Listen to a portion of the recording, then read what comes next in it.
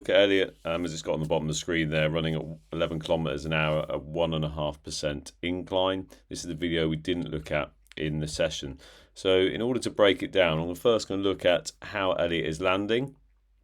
That'll be our first point. So if we just look at the left foot as it comes in, we'll just zoom in on the feet so we get a better position. Now, in terms of foot contact, we have three methods we can land: either heel to toe, which Elliott is displaying here, whereby we're landing with the heel first and then the toe is coming down. So we can see we're using the hindmost part of the trainer to contact the ground. The other methods we have is midfoot, where the heel and toe is landing flatter, so simultaneously, and we have forefoot, which is the fastest method because we only have 1 point in contact. So in terms of that position there, we can see that Elliott is landing heel to toe with a high toe inclination. Now the issue with a high toe is that this can put stress on the shins and the ankle, because the stress goes upwards and we take 70% of it from the knee below. The reason why is because the anterior tibialis here has to work really hard to control the foot when it comes down. If I just play that through, you can see that then it comes down and slaps the ground. And this was linked in with the dynamic movement test, where I felt Elliott was and heard the sound was quite heavy with his steps. So that's what we've got on the left foot. If we have a look at that right foot as it comes in, we can see there that it's already presenting with a higher incline than the left side. So if we get into that position, again, we're using a real small part of the trainer to come down, which leads to the leg being slightly longer lever. And I'll come on to that when I look at where Elliott is landing. And we can see there the shadow from the sole of the foot, that is quite high. So the injuries that could contribute to over time are definitely shin splints. Also knee, because of the impact forces. When that foot hits down, the impact's going to hit the ankle. It's going to go up to the shins, to the knee as it comes into that point. So again, we've got the same aspect, whereby the anterior tibialis here is having to work really hard to control that foot as it comes down. So what would be encouraged for Elliott would be to land forefoot, so on the balls of the feet, but by using a low heel, because the temptation is to come up high on the heel, but that then transfers the force, or the pressure is then exerted onto the calf and the Achilles. So if we land forefoot with a low heel, that releases any pressure. So let's see where Elliott is landing in relation to where his foot's coming down. So we've got that position there. So if we just zoom out, what we've got is Elliott is landing ahead of his centre of gravity. So we mark that by just coming through that centre line. And what we get here is a gap between the knees. So that's referred to as an overstride. An overstride means that we're going to be spending longer time on the ground than we need to. So when we're running, we're either in flight mode when both feet are off the ground, stance mode where the weight is being loaded through one leg. If we're spending longer time on the ground, it's going to mean that we're going to brake, which means our body has an opportunity to fall out of alignment. That braking will put pressure on the knee, on the hip, into the lower back in terms of those compensations. And we get a little subtle compensation here by the body coming forward. So the head has started to jut a little bit out from the neck here as a compensation for balance, because the body starts to slow down because it's taken a larger step ahead. And we can just see that the ear is not in alignment with the shoulder, and that's what we look to have.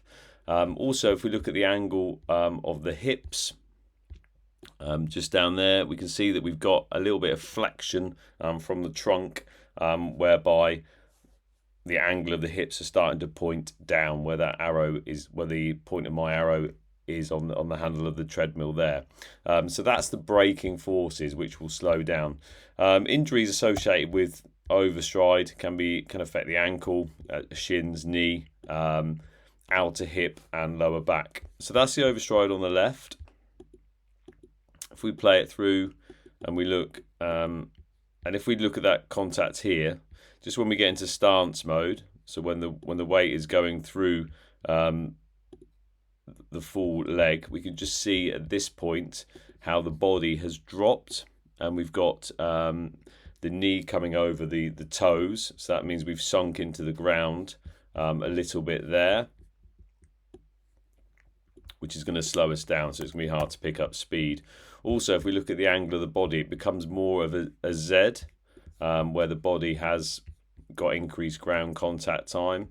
So we can just see there that we're losing energy or momentum, because what it means is we get excessive dorsiflexion of the foot, and that puts pressure on the Achilles and calf region as well, as that body sinks down into the ground.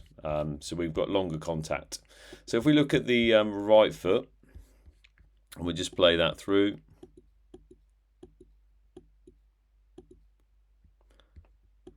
That point of contact with that rearmost part of the foot. We can see here that we've got a greater overstride.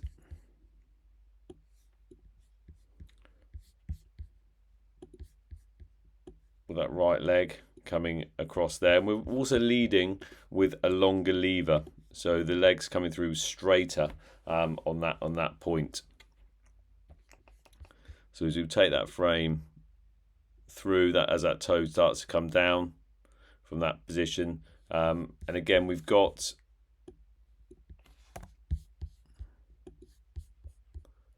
compensation from the upper body, whereby that shoulder's coming around and forward, and the head's jutting out a little bit from the chin. It's a very subtle compensation for that balance. So when we're running, what we're ideally looking to do is have next to no gap between the knees as they cross. When we run efficiently, we put 2 to 3 times our body weight through us. When we're running inefficiently, we're putting 5 to 8 times our body weight. So with an overstride, it makes it difficult for us to pick up or maintain speed. So if we just take that point of contact,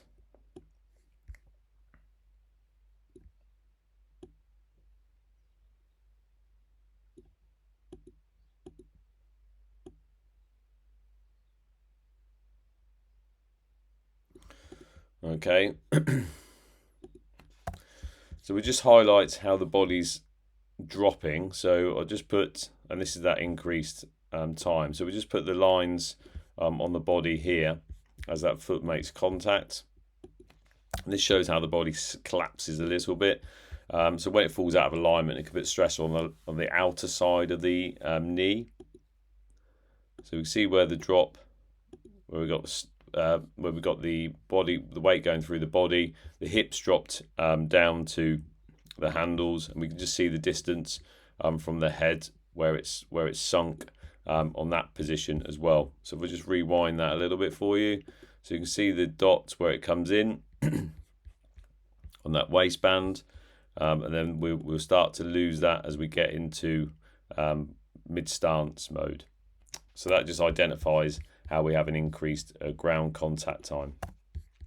So if we look at the heel cycle, so the leg cycle is really important. I would anticipate that Elliott feels his quads and his hip flexors tiring most, or starting to ache more when he's playing football. And that's because he's more anterior dominant, so he's using those muscles, the quads and the hip flexors. If we look at the heel here, heel's in a good position. We'll have a look from the back. We've got the heel to the sky, toes to the ground. The heel is lower than the knee crease. In order to propel us, we need to use our power muscles, which are the glutes and the hamstrings. So in terms of firing up the glutes and the hamstrings, what we need to do is we need to get the heel above the knee crease, so up to hamstring and glute level.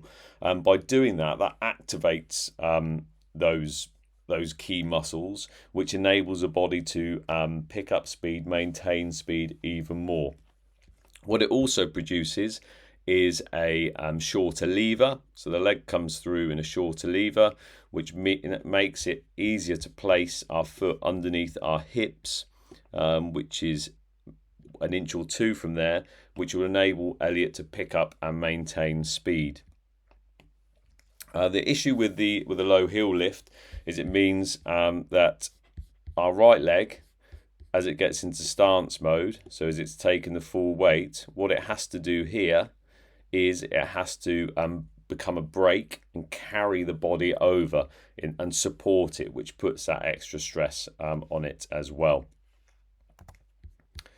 So what we'd look to do is you would look to get those heels above, which we call cycling up, as if the foot's in a pedal and going round. If we have a look at the right,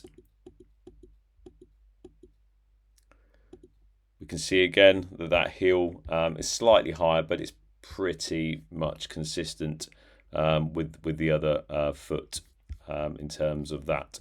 So what I'll do is, if you just play it round, you'll see that at the moment, and Elliott's moving efficiently, he's holding speed. So he's holding movement well, he's holding speed, but he's slightly inefficient because he's got increased ground contact time. And this is best illustrated by me just putting this diagram in, which you'll see that the foot will not come any higher than the oval.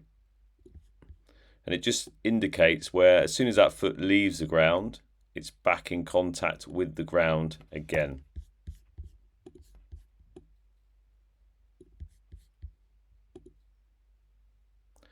So it's very much skimming low to the ground. Now, final point is just to look at Elliott's arms. Elliott's got a good angle on his arms, which is coming up to 60, 70 degrees. In terms of his arms, I would anticipate that what we're getting is we've got a limited arm drive, so more twisting from the upper body. And the reason being, we can just see that as that arm's coming across that midline of the body, we're getting a twist in that back, so the dots start to show. And if we have a look, we'll see better from the back. We can just see again that that right arm's coming across the chest, and it's never getting any higher or lower, it's just staying chest level. And what we need to do is look to use the shoulder joint more to make sure the arms are swinging hip to chin in the first instance, because not using the arms wastes more energy than it does to actually use them. So we'd look to keep the arms on the same side of the body and drive the elbow back and go hip to chin. And just also present a light fist with those hands. So we see that fingers are just slightly out, and light fist enables a bit more relaxed in the shoulder area. If you've got any questions about any of that analysis from the sides, please do not hesitate to get in touch with me. Thank you.